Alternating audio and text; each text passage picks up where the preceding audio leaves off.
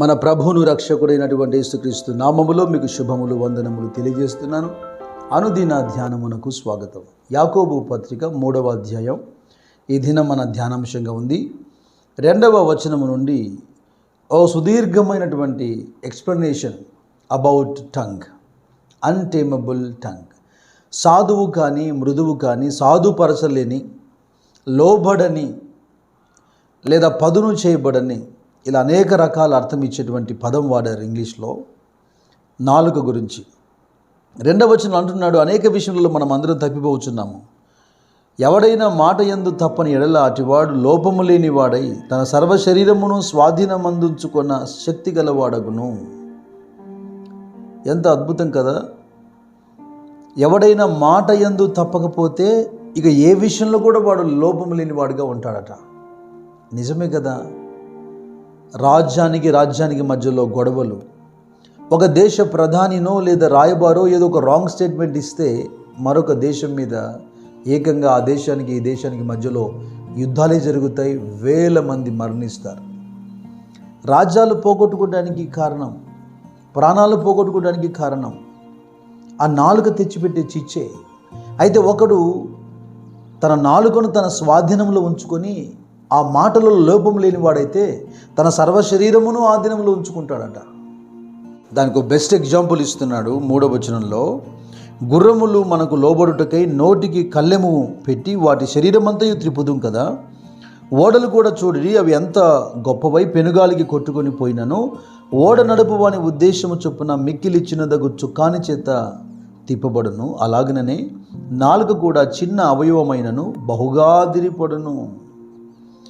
వడిగా వేగంగా పరిగెత్తేటువంటి గుర్రములను, దాని ముక్కుకున్నటువంటి తాడు, చేతిలో ఉన్నటువంటి ఆ కళ్ళెమ ద్వారా అతడు వేగాన్ని తగ్గించగలడు, లేదా సంపూర్ణంగా పూర్తిగా ఆపివేయగలడు, లేదా కుడి ఎడమలకు దాన్ని తిప్పగలడు. వేగంగా పరిగెత్తుతూనే అది కుడి ఎడమలకు డైరెక్షన్ తీసుకుంటుంది అతని చేతిలో తాడు ద్వారా. పెద్ద ఓడలు సముద్రంలో వెళ్తూ ఉంటాయి. అయితే చిన్న చుక్కాని ద్వారా చూసి దాన్ని నడిపించేటువంటి వాడు దాన్ని డైరెక్షన్ని మారుస్తుంటాడు. అలాగా నాలుక కూడా చాలా చిన్నది, అయితే ఇది చాలా పెద్దగా అదిరిపడుతుంది.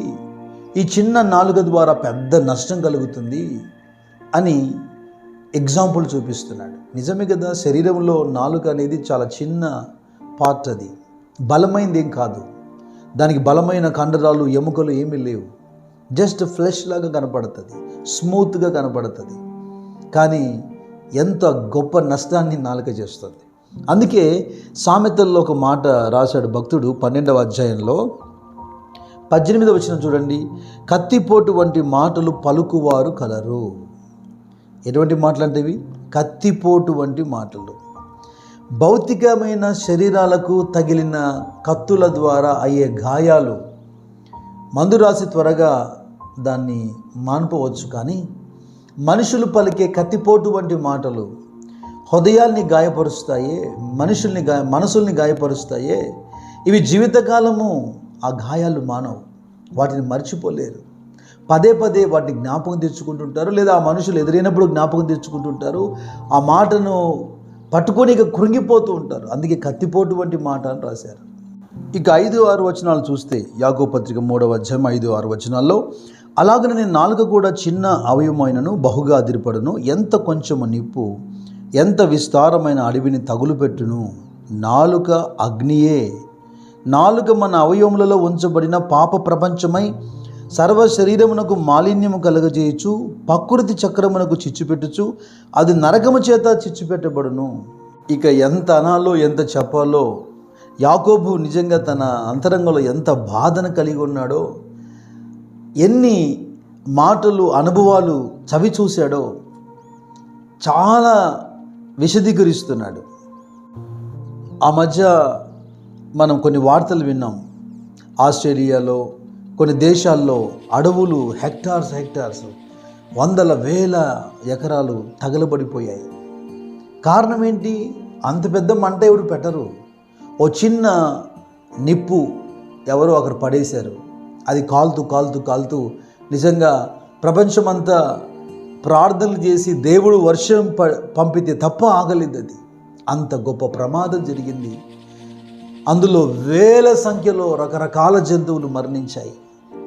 కొంత ప్రమాదం జరిగింది, మనుషులకు కూడా ప్రమాదం జరిగిపోయాయి. అయితే ఇంత గొప్ప నిప్పును భక్తుడు నాలుకతో పోలుస్తున్నాడు. నిజమే కదా, కొంతమంది పెద్దలు పలుకుతూ ఉంటారు, వారి యొక్క మాటలు వారి కుటుంబంలో లేదా వారి కాపురములో చిచ్చు పెట్టాయి అంటుంటారు. చిచ్చు పెట్టడం అంటే అదే నిప్పు.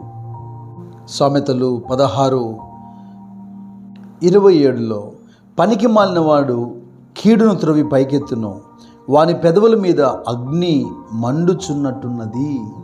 చూశారండి, నాలుకలో వాని నోట్లో అగ్ని మండుచున్నట్టుంది. అంటే వాడు పలుకుతున్న ప్రతి మాటలు అవి నిప్పులాగా కుటుంబాలని, వ్యక్తుల్ని, వారి జీవితాల్ని కాల్చేసేవిగా ఉన్నాయి.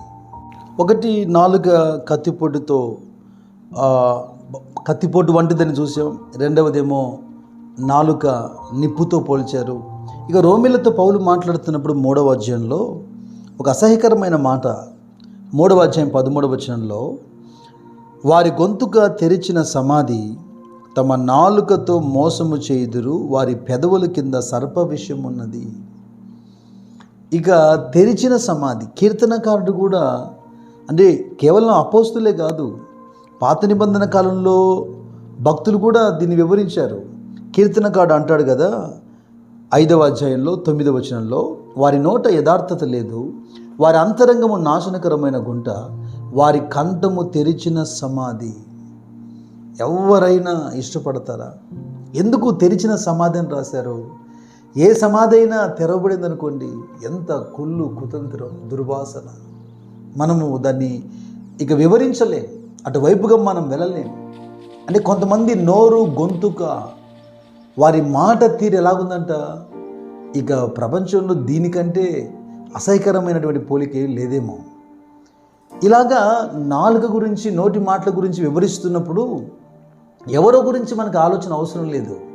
ఇటువంటి నాలుక, ఇటువంటి మాట తీరు, ఇటువంటి ప్రవర్తన నా జీవితంలో ఎక్కడైనా ఉందేమో అని మనం ఆలోచించాలి. ఎందుకంటే నోటి మాటలు చాలా ఉచితం కదా, ఏ ఖర్చు అవ్వదు. అందుకే విస్తారంగా మనుషులు మాట్లాడుతూనే ఉంటారు. అందుకే బైబిల్ అంటుంది, ఆ విస్తారమైన మాటల్లో తప్పకుండా దోషం ఉంటుందని. ఇక యాకోబు భక్తుడు చెబుతున్న మరొక మాట 3వ అధ్యాయంలో 7-8 వచనాల్లో, మృగపక్షి, సర్ప, జలచరములలో ప్రతి జాతియు నరజాతి చేత సాధు కాజాలను సాధు ఆయను గాని ఏ నరుడును నాలుకను సాధు చేయనేరడు, అది మరణకరమైన విషముతో నిండినది, అది నిరర్ఘలమైన దుష్టత్వమే అంటున్నాడు. మీరు చూడండి, సర్కస్లో పెద్ద పెద్ద సింహాలు, పెద్ద పెద్ద పులులు, ఏనుగులు అన్నీ మనిషి మాట వింటున్నాయి. వాటిని సాధుపరుస్తున్నాడు మనిషి, ట్రైనింగ్ ఇస్తున్నాడు. ఇలా పక్షుల్ని, జంతువుల్ని, సర్పాల్ని, క్రూర జంతువుల్ని కూడా లోపరుచుకుంటున్నాడు. తన మాట చేత సాధుపరుస్తున్నాడు. కానీ తన నోటిలో ఉన్న నాలుక, చిచ్చు పెట్టేటువంటి నాలుక, ఇతరులను గాయపరిచేటువంటి నాలుక, తెరిచిన సమాధి వంటి నాలుక, దాన్ని సాధుపరచలేకపోతున్నాడు. అటువంటి నాలుక కింద సర్ప విషం ఉన్నది. అంటే అర్థం ఏంటండి? సర్పముకున్న విషము మనుషులకి ఎక్కితే అంటే చాలా ఇమ్మీడియట్గా అతడు చచ్చిపోతాడు. అంటే మనుషుల్ని చంపేంత విషపూరితమైనటువంటి మాటలు పలికే మనుషులు ఉన్నారని దీని అర్థం. ఇక చివరిగా ఆశ్చర్యపోతూ కొన్ని విషయాలు రాస్తున్నాడు. అదేంటంటే 9వ వచనం నుంచి, దీనితోనే తండ్రి అయిన ప్రభువును స్తుతింతుము, దీనితోనే దేవుని పోలికగా పుట్టిన మనుషులను శపింతుము. ఒక్క నోటి నుండి ఏ ఆశీర్వచనము శాపవచనము బయలువెళ్ళును. నా సహోదరులారా, ఇలాగుండకూడదు. నీటి బుగ్గలో ఒక్క జల నుండి ఏ తీయని నీరును చేదు నీరు ఊరున. నా సహోదరులారా, అంజురపు చెట్టున ఒలీవ పండ్లైనను ద్రాక్ష తీగను అంజురపు పండ్లైనను కాయున.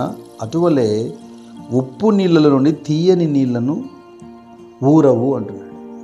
అంటే యాకోబు మాటల్లో అర్థం ఏంటంటే ఇది ఎలా సాధ్యం అంటున్నాడు. ఇప్పుడు ఒక బావి తవ్వామనుకోండి, చేదు నీళ్ళైనా పడాలి లేదా మంచి నీళ్ళైనా పడాలి. మొదటిగా తీసినటువంటి నీరు మంచిగా ఉండి, తర్వాత తీసిన నీరు చేదుగా ఉండి, ఇలా ఒకటే నీటి ఊటలో రకరకాల అనుభవాలు ఉండవు కదా. అదే నోటితో పాటలు పాడతాం, దేవుని స్తుతిస్తాం, ఆశీర్వచనాలు పలుకుతాం, అదే నోటితో శపిస్తాం. ఇది ఎలా సాధ్యమని అడుగుతున్నాడు. అయితే ఈ నోరు, నాలుక, ఈ గొంతుక అనేక విషయాలు నెగటివ్గా దాని గుణగణాన్ని మనం మాట్లాడుతున్నాం. కానీ అలాగనే ముగించడానికి నాకు ఇష్టం లేదు, మరి సమయం లేదు కనుక 1-2 మాటలు నేను జ్ఞాపకం చేస్తాను. కొలస్స పత్రిక 4వ అధ్యాయంలో పౌలు సంఘంతో మాట్లాడుతూ ఒక మంచి మాట పలుకుతున్నాడు. అయితే ఇంతవరకు చెప్పబడినటువంటి అనుభవాల గుండా మనం వెళ్ళక, అటువంటి నాలుకను మనం కలిగి ఉండకుండా, ఇదిగో కొలస్సీలతో పౌలు మాట్లాడుతూ 4వ అధ్యాయంలో 6వ వచనంలో అంటున్నాడు, ప్రతి మనుషునికి ఎలాగూ ప్రత్యుత్తరం ఇవ్వలనో అది మీరు తెలుసుకొనుటకై మీ సంభాషణ ఉప్పు వేసినట్లు ఎల్లప్పుడూ రుచిగలదిగాను కృపాసహితముగాను వండనీయుడి. దేవునికి స్తోత్రం. హల్లెలూయా. ఇక మీదట మనము మన నోటి మాటల విషయంలో జాగ్రత్తగా ఉండాలి. ఆ మాట విషయంలో తప్పిపోకుండా ఉండాలి.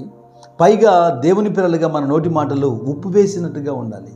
అంటే పరుల జీవితాలకు అది రుచించేదిగా ఉండాలి, వారి గాయాల్ని కట్టేదిగా ఉండాలి, క్రీస్తు కొరకు వారిని భద్రపరిచేదిగా ఉండాలి, కృపాసహితంగా ఉండాలంటున్నాడు పౌలు.